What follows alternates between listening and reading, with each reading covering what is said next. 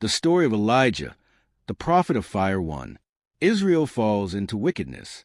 Israel was ruled by King Ahab, one of the most evil kings ever to sit on the throne. Ahab married Jezebel, a ruthless and stubborn queen. Jezebel forced the people to worship pagan gods, especially Baal and Asherah. Altars of idols were built in the cities. Shrines were set up on hilltops, and the prophets of God were hunted like insects. Evil reigned, and the hearts of the people drifted far from God. But God never leaves his people without a voice. 2. The appearing of Elijah, words that shut the heavens. Elijah suddenly appeared before King Ahab and declared boldly, "There will be neither dew nor rain in Israel for the next years unless I speak it." Those words shook the kingdom, and truly the heavens were shut. Year 1, drought became severe. Year 2, rivers and streams dried up. Year 3, animals died and the nation began to starve. Meanwhile, Elijah had disappeared. 3. God hides his prophet, the brook Koroth, in the miracle of ravens. God told Elijah to flee to the brook Koroth, where he would remain hidden. There in the wilderness, he drank water from the brook. Ravens brought him bread and meat every morning and evening. It was no coincidence. It was a clear miracle. But as the drought worsened, even the brook dried up.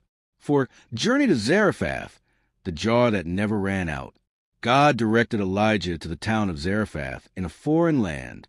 There he met a poor widow gathering sticks to cook the last meal for herself and her son. They were preparing to die.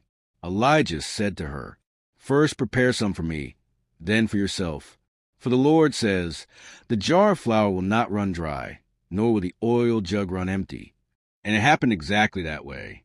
Day after day, month after month, the flour never finished and the oil never decreased. The poor home became a place of blessing. But one day the widow's son became sick and died. 5. The miracle of raising the dead. With deep sorrow, the widow cried to Elijah.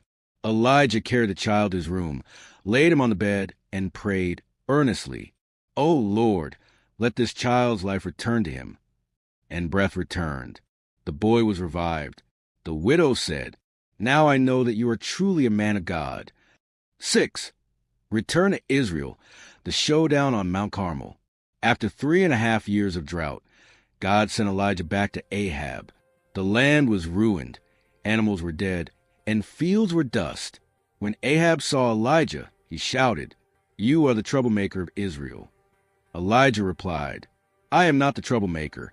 You and your worship of Baal are." He challenged the false prophets. For